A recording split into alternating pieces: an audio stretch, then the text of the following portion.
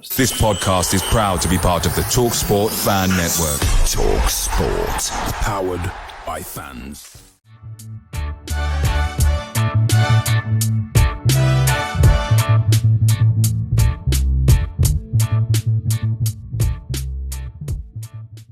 And welcome to another edition of the Away End. I'm Craig Courtney and I'm joined today by Joe Puddifoot, who is from the Charlton Live podcast. So, Joe, thank you very much for joining us. Well, thank you very much for having me. Quick recap of where we are. From a Birmingham front, scarily, I'm saying we've gone 7 games on the bounce now with wins. We're unbeaten this season and 5 points clear at the top of the table, which is pleasant for ourselves. Yourselves, a little bit different, so better say indifferent season so far is probably the best way to put it. I think of the games that you've played, and after a midweek loss to Bristol, but I believe you were 3-0 down at one point, come back to 3-2. So yeah, a bit of a comeback there, but played 9, won 4, lost 4, and drew 1 for yourselves. Mixture as far as the season's concerned. But tell us a little bit first of all about your podcast, how long you've been going, etc., and then we'll go into a little bit about Charlton themselves. Yeah. So, Charlton Live's been going for a very long time now. I couldn't give you an exact time, but it's been more of a group therapy session than anything else of late. It's sort of run by Louis Mendes, who's also part of BBC Radio London coverage. And then it's obviously just a group of fans who go on and normally moan over the last few seasons about how awful we've been, and just try and help everybody else recover from a bleak Saturday on a Sunday morning. The start of the season, it was a bit more cheery, but we're well used to the early season drop off at this point over the last few years of the season. So it's more of, as I say, that group therapy session. But it's quite good. It's quite a good show. We get a fair few numbers sort of listening in. And it's on YouTube and podcasts twice a week. So, yeah, Sundays and Thursdays. Excellent. So we mentioned that about the indifferent start to the season, but tell us a little bit about Charlton. So, obviously we've met recently in the cup, Mm-hmm. but I never take anything from that first round of the cup as a dead certain, because it's normally when you give the opportunity for the youngsters, and only the second game into the season as well, it makes a big difference. So tell us, where's your thoughts on the season? What were your expectations when you started the season? And give us a bit of a lowdown on the team, formation, players to look out for, and of course, who should we be looking at as a threat as we go into the weekend's game? So, going into the off season, we had a lot of dross at the club that we needed to get rid of, and the axe was swung fairly sort of surgical precision like in its action, and quite a lot of players left, and there are a couple of them that still haven't found a club. So that tells you everything you need to know about the caliber of player that we were foisted upon us last season. We know it well.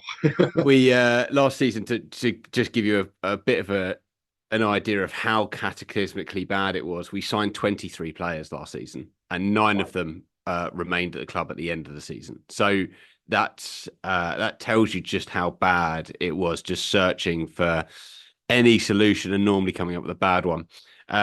We got started really early in pre-season. We signed a lot of players very early on, and had the bulk of the squad in for the whole of pre-season. And as a result, we came into the season particularly fit, which I think is part of the reasons we did so well at the start of the season. But the big problem that we have is when we're on the ball, we lack that player to dictate the play, dictate the flow, and move the ball through the thirds and create opportunities. We've been solid, we've been disciplined, we've been structured, but we've just been awful to watch. And that's okay when you're winning. But now that we're not winning, the tide is turning, I think, maybe a bit quicker than than some would think looking from the outside, considering how well we were at the start, because we've put one good performance in this season, and that was against Bolton. The rest of the performances, cup games aside, have been pretty poor. And we've sort of saying, well, we've won again, okay, but we haven't been saying that for the last 3 games, and it feels like it's going to be a big slog until January, until we can get that type of player in to really turn us from a team that are structured and, in theory, difficult to beat to one that's, difficult to contain as well. And I think that players and teams have worked out that actually we're not too threatening going forward. So you can just sort of sit in, be difficult to break down, and then try and hit us on the break. And goals from outside the box are a real weakness. You've already scored one. I think we've conceded 6 or 7 of our goals from this season from outside the box. What do you put that down to? I mean, is it purely down to that lack of holding stroke player in the midfield, or do you think it's just a general team hasn't gelled yet? I think it's a number of things. The caliber of midfielder, we've got a lot of hard-working, one-dimensional midfielders, and that doesn't help us. And if you're doing that all the time, then obviously you're not controlling the ball. And if you're not controlling the ball, you're not getting rest time. Goals from outside the box are because we work really hard at defending our box, and then eventually people get an opportunity and they know it will come. So normally I think teams are now starting to put their players that are half decent from range, just sort of sat on the edge of the box as well, which it again isn't helping. So it's a number of different factors, but when it's one of those, isn't it, in football, if you think you're not going to concede, then the strikers think, oh, hang on, we only need 3 or 4 chances. One goes in and you're on to a winner. If you're not going to score, the defense think, bloody hell, we cannot make a mistake. And sorry for the language, but that's the mentality, I think, in the team. And if you miss 1 or 2 chances, the team are like, well, today's not going to be the day. Ghassan Hadmi is our main striker in terms of minutes this season, and he's averaging a shot per game. That's 96th in the rankings for all League One players. Wow. So that tells you that he's not getting opportunities. And as a striker, if you've got a maximum of a shot a game, the pressure when that ball drops on you to put it in the back of the net is just monumentally high. And I don't think that that's particularly helping. So all of that is part of it. And also looking back at last season, we were awful. We were quite lucky really not to be relegated is the honest answer. So you've got quite a big turnaround to do, and we just haven't got there. But it is personnel, it is structure as well. We play a 3-5-2 with the wing backs and a holding midfield player, and teams at the minute are pressing with 4 and just taking that out. And all we do then is lump it long, and we don't have from the start. Who'll come on after 60 minutes, Chucks, and you'll see Lieburn, I imagine, after 60 minutes as well, who are both very big boys who can bring the ball down and control the game that way. But we don't have that to start with, and that means that you're sort of on a wing and a prayer, really. And but we just got to get through to January, I think, is the honest answer. I was very confident going in when we just weren't being beaten, but now the defence has started to creak and fall apart. It's a bit more of a worrying concern. So your lack of goal scoring. Obviously, Birmingham took Alfie May in the summer. I've got to say, first of all, from a Charlton fan's perspective, I think the impression I got was you loved the guy when he was there, and actually there was a lot of respect shown, especially from his leaving video, which I've got to say, from a player's perspective, I don't think I can say I've seen a player do something and be as open and honest as what he was with that. But do you think part of your issue with scoring the goals is purely the fact that you haven't replaced Alfie May? No, May was going come what may. Actually, I think in this window, Jones dropped him a couple of times. We were subbing him off early in games. He doesn't suit the way that we play, and he wouldn't make a difference. Is my honest opinion to us at the minute. If he was going to go to any team, then the Man City of League One is a good place for him to go, because you guys you're throwing fun tokens around like there's an endless supply of them, and he's not going to actually. I don't think Alfie May makes a difference between you going up or not. I think you got regardless. And at the minute, the way that we're playing, the way that we're creating, I don't think he scores goals particularly for us. So I'd rather have the money. But I think I would rather have us reinvested it into someone that was going to create opportunities for us, because we've got 7 strikers, I think, at the club who all on their day can put it away. But if they're not getting opportunities to, then it's redundant. We could have Messi, Ronaldo, and Brazilian Ronaldo up front at the minute, and they wouldn't touch the ball. So it'd be just a pointless endeavour. And I mean, we've got to look back over the records before we come into talking about some of the players. But as clubs, we've met each other quite a few times, over the years. And actually, it shows in terms of how close things have actually been, because we've had 22 games that Birmingham have won. We've had 21 games that we've drawn. And actually, just ahead, Charlton, 24 games that they've won. So it's overall really, really close in terms of the time between the clubs. And there's a fair few absolute brilliant games that we've had across the years.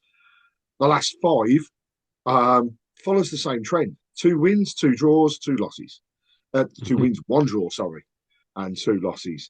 The last one was obviously our 1-0 win with yourselves in the League Cup. And to be honest, Keeler scoring that wonder goal on the evening, he now cannot get anywhere near our first team. In fact, he was there on the box for a couple of games, and now down with the 21s, and still continuing to play well, but obviously it's 21s range. So we're going to the weekend. Obviously, we're on a high. There's no denying it. The team have got a lot of confidence. Alfie scoring, actually, been a while. He's been poorly as well, but he scored the only goal against Huddersfield on Tuesday night. But tell us, in terms of the squad, what are we to look out for in each of the positions? So from a defensive point of view, you've mentioned already you tend to have that structure, but is there anybody in particular we look out for? What's the strengths? What's the weaknesses, do you think, of the Charlton defence?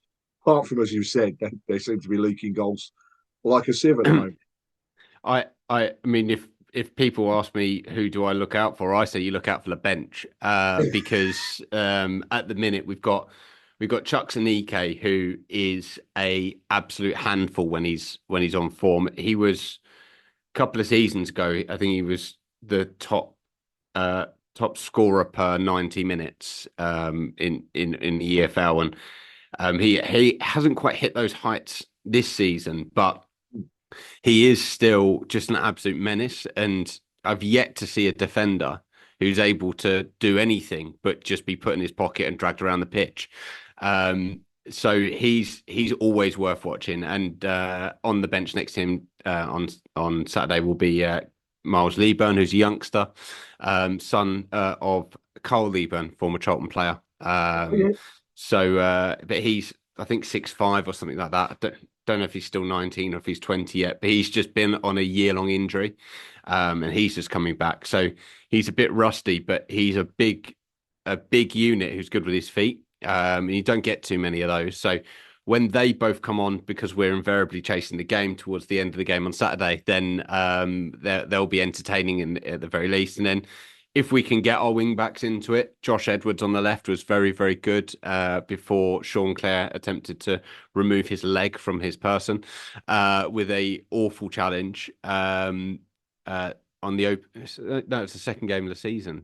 Somehow managed to escape a red card, but he's just coming back now, so he hopefully will be either starting or available on Saturday off the bench. And he's a good attacking player, likes to play some nice little passes from left back. And then Kane Ramsey, if we're in the game or we're on top at any point, he's the right wing back, and he's got a little trick in his back pocket to pull out. But I would say just don't look at our defence. Don't look at our midfield at all, because we don't play to them. They might as well not be there. So don't worry about those guys at all. And then at the back, Mitchell, I think, is massive for us at right centre back. He'll be marshalling everything. If your fans are quiet at any stage in the first half or second half when you're kicking towards the fans, then you'll hear him. He's very, very vocal, and he's a good, solid player. Lots of little cheeky blocks he likes to get in. So he's always a good watch himself. But yeah, you're sort of picking the bones really, as opposed to going people you can hang your hat on. And it's goalkeeper. I mean, obviously, this is a position that, to me, is probably the hardest one to pick across any team in this league. I haven't yet, including Birmingham, seen a goalkeeper that I think has really stood out. What's your keeper like? And I guess the $1 million question: are you another team that likes to play out from the back? We're a team. Well, we don't really like to do it. We're not very good at it, but we have a go. I mean, at Tuesday, case in point against Bristol Rovers, we took a number of short goal kicks into Jones, who then laid it to left to Gillespie, and we got pressed, and then we just ended up hoofing it long out of panic. And we don't really have the midfield to do that. So more of our balls will be into the channels, longer balls, trying to win second balls, but probably without the press behind them to make that work for us. I think on Saturday, what we'll actually do is go back to where we were at the start of the season, and we're going to press quite aggressively, is how I would imagine. And the first 10 minutes of that Wrexham Birmingham game, I thought you guys actually looked very vulnerable to their physical press. Yep. And that is Jones's bread and butter. If we win the game, it'll be like that. And that's how we did Bolton. But in terms of our keeper, he's solid, fairly big, doesn't really make too many mistakes. But he's not had to make too many worldy saves either, because we haven't, until last couple of games, been conceding chances that are good goal scoring chances. We've been conceding to goals from 30, 40 yards that are just a bit inexplicable. So he's still very much untested, and he only came into us in the summer. So I can't really comment too much on him, but I think that we'll see really what his metal was made of come Saturday. I mean, this will be interesting, actually, because the more you're talking about it, especially for the midfield, I mean, that's our strength at the moment. Also interesting you say about the press in the first start of the game, because I mentioned it on our show on Monday that it's almost as though Birmingham need 20, 25 minutes to wake up into the game, and then after that they've either sussed out the team and then they take the control, similar to the Wrexham game, or as we did at the weekend against Peterborough. We shipped 2 goals, and then it was just like, what's going on? It looks as though we're going to ship more. And all of a sudden, it was like somebody flicked the switch, and they became a totally different team. And then the second half of games, that's been our strength. In past seasons, it's been the opposite way around. So we've always started well and then ended really poorly. Now it's complete role reversal. But we've said on many occasions, and we've said it on Tuesday night, if only we could play a whole game like we do towards the back end of a game, it would be phenomenal to watch. It's great at the moment, but it'd be even better to watch. But our midfield is the strength. That's where everything is linked through. So we've got Williamson. He's a workhorse. He is all over the place. Similar to what you mentioned about one of your players, tall, strong, brilliant on the ball. The ball just seems to stick to his feet as though he's got glue on his boots. He's and he can turn. I've never seen a big guy turn as well as what he does. Then you've got Paik and a Water. I mean, them pair at the moment are just phenomenal. A Watter's just got an engine that just doesn't stop. And he's not afraid to have a go at goal. So, you saying there, some of the goals conceded from distance, he's going to be the man that's going to be having a pop. He's far from afraid to have a strike. So I think it makes for a really interesting one. And for me, it'll be interesting to see whether they swap it up from what happened on Tuesday, to see whether we had Alfie May and Stansfield starting playing off each other early doors because they haven't really had that chance to play too much together. So they are still learning about each other. But obviously, Stano setting up May for the only goal of the evening was nice to see. And actually, there were a couple of occasions when they did interlock really, really well. So, can I predict how Davis will set up the team on Saturday? No, because whilst he may change things, it might just be a tweak to the formation. But our defence is solid. Ryan Allsop got his cracking goal on Tuesday as well, kept a clean sheet, so I can't see that changing. So it is going to be an interesting one. It's going to be a tough game. It always is. Whenever we come down to yourselves, they are close games. Yeah. I mean, a few of our fans have lumped, or we're talking about lumping on Twitter, score 5 after the way that we defended for the first hour in a Bristol Rovers game. But invariably, us this season, we start fairly well with some good intentions and then fade around the 20-minute mark. And then struggle to, and our first halves have been in general have been our worst halves. We've only scored 1 before half time this season. And first goal wins. I think we've only conceded, we've only won 1 point from behind this season. And I don't think we've actually conceded any points from in front. I think if we've gone in front, we've won every game. So it's still very much that kind of side. So if we can get in and amongst in the first 20 minutes and nick a couple, and then go back to doing what we've been really, really good at, defending our box and making it really, really tricky, then that could be how we get something out of it, especially with the likes of Chucks and Leeburn coming on. But I think we've just lost our confidence, our belief and our mojo over the last sort of 3 or 4 games. So it's a big ask, I think, with the quality of the teams coming in, and we've got you, Wrexham and Stockport all in as I think our next 3 games. So it's not getting any easier for us either, and I think the players are aware of that. So whether there's an element of let's just get through Saturday and then target the other 2, which are a bit more feasible for a team that's out of form. I don't know. I mean, we're going, into, you've mentioned Chucks and Ike a couple of times there, actually, and it's a nice segue into the question around, can you name 5 players that have played for both clubs? And I'm going to say you can't have Chucks now; you're not allowed. Oh no, I'm having Chucks. I always have Chucks. Bielik obviously was us in the promotion season, and if any of your fans haven't seen it, Google Bielik getting kicked in the gentleman's region by a fan, which happened mid-celebration. A fan ran onto the pitch, slipped over, and foot went up and caught Bielik right in the unmentionables. So that's good. That was good fun. Captain fantastic at the moment. So he's a phenomenal player. Very, very, very good player. His price tag I thought was a bit rich when he went. Does it Derby he went to for 10 million? But wherever he went for 10 million, I thought that was a little bit rich at that time. But he was always a quality player. Brian Hughes from the Premier League era, who never.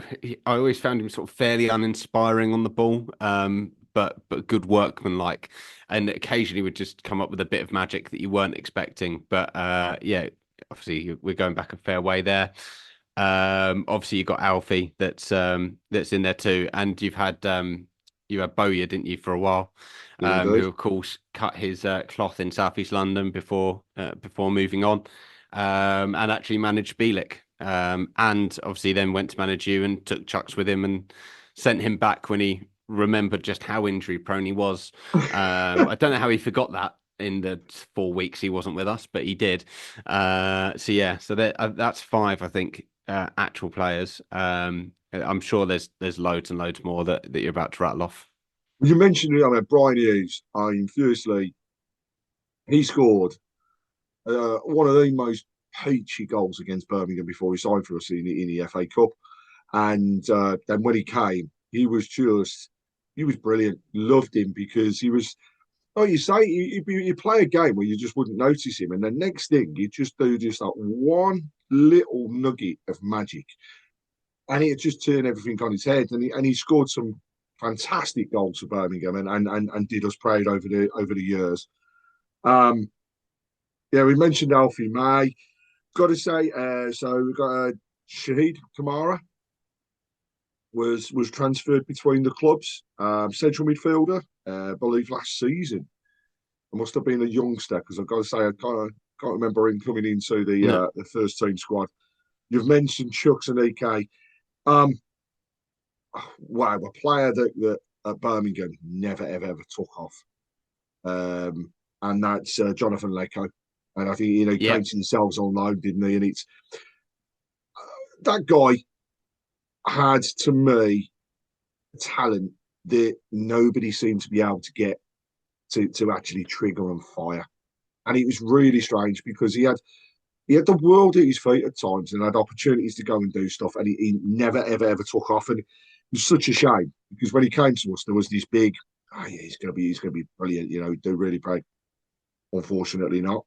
When Lecco's one of those players for me that has everything in abundance in his locker, but he Yeah. could just never find the key, and it would frustrate you time and time again. Occasionally he'd do it, and you'd be like, right, okay, there he is. This is his moment, and his moments were always fleeting and just surrounded by the most baffling displays that you can think of. But yeah, he was entertaining to watch. We signed him twice, and the second time, the fan base was quite divided. And I think by the end of it, everyone was like, "Yeah, it's not going to happen for him." You also had, another friend of our show in Digger Davies. I mean, he was just a complete workhorse at Birmingham and was, again, phenomenal. Another name that, well, fans, again, I don't think really turned to him. That was Lee Novak. Never really stood out. Again, I did a little bit of magic, but nothing major at Birmingham. Captain Fantastic in Michael Morrison. I mean, what a Yeah, player, what a defender. He was phenomenal while he was there. Marcus Bent as well, represented both clubs. yeah, Um, then a few names going back over the years: Carl Tyler, Gary Poole, again another superb player for Birmingham. Alone back in 96, 97, Ricky Otto. He was okay, again yeah, legend at Birmingham.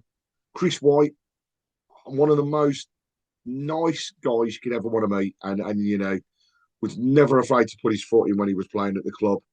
And then going really back over the years, Jeff Scott, and then finally Alan Campbell, between the clubs. So there's been some good, great players that have transferred between them back over the years. So we go come to the weekend. Like I say, I never take anything for granted. Never, ever.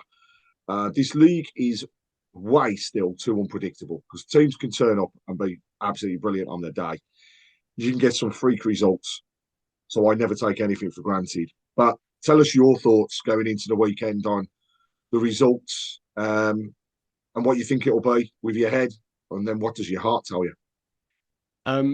Well, I think we're talking about teams turning up against you. I think that Bielik has lit the fire under every single League One club with his comments in the week, which I thought, are probably fair, but were probably a bit tone deaf. Actually, if you're going to have that much swagger, you're sort of putting yourself on a pedestal to be shot at. And I think him in particular might find that he gets a little bit of rough treatment from a few players who Yep. don't fancy that. And if I was a League One manager, I'd be sticking that on the wall. So it's nice to know that the fans are a little bit more magnanimous in their approach.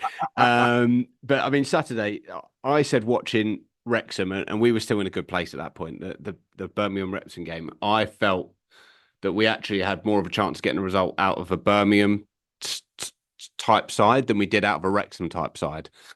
But that was predicated on us being the hard pressing, high energy, difficult to beat, streetwise side that we had been at the start of the season, and we've really fallen away from that. So my head and my heart are both saying that it's a defeat. My heart is saying it will be a smaller defeat than my head is, just because it really wants to come out with a bit of respect. But I do think that there is, being a Charlton fan for as long as I have been, invariably will go to a team that has won one game all season in Bristol Rovers, or two games all season in Bristol Rovers, and 1 in 7 against the bottom of the league, and will be awful. And then we'll turn up against the top of the league and be phenomenal. So there is still that outside hope, but I just think that the margins between the clubs and the finances and the backing that the managers have is just too steep for us to go around. So if we do win, it will be a 1-0, and I think Birmingham fans on the train home will be going, how do we not take one of those chances? And I think that's our absolute best hope. But still, my heart and my head are both saying, unfortunately, a loss. I mean, going into it, I like to say, I find it hard to predict because I just don't know what the teams are going to do to come up against us, and the team's on a high. They're going to take it forwards. They're going to want to keep that momentum. So, I'm going to go with a 2-0, but I think it'll be tough. I think we'll really have to work for it. And like I say, I don't take anything for granted. Maybe we'll just catch you at the right time, but then also, like you say, we might catch the backlash now of the poor results that you've had and things like that. So I'll stick with 2-0. And hopefully we'll come out the end of that with that one. And before we finish, we've got a full away fans making their way down again. Phenomenal support as always. They will be loud, they will be proud. But one of the things they always love to do is have a beverage before the game. So where do you recommend that people come and have a drink and enjoy themselves before kickoff? Well, if you're more into your lagers and your sort of fizzy stuff, then there'll be a number of pubs. The Anti-Gallagher or the Angustin, I can never remember which way round. One of them's shut and one of them hasn't. One of them's now flats and one of them's still a pub. But I think it's the Anti-Gallagher that is still open. No, I'm going to go with the Angustin. I'm going to change again. I think it's the Angustin that's still open, but that's on Woolwich Road. And then there's a couple of others which the police designate as away fan pubs. But if you're into your proper beer, then I actually have a pub of my own, micropub in Greenwich called the River Ale House on Woolwich Road. And we'll be running probably 7, if not at times maybe even 8, depending on how busy we are. Real ales behind the bar, darks, pales, bitter. So take your pick, and then you can grab food from local takeaway restaurants to have in as well. So if you're into your real ale, especially if you're a camera member, because we've got a camera discount too, then come on down and visit us on Woolwich Road, and that's River Ale House. Awesome, and we'll make sure that's put out there. So thank you very much for joining us Perfect. on the away end and for your input. Looking forward to a good game at the weekend. And as always, I'll just sign off by saying thanks a lot again and keep right on. Yeah, thank you very much for having me.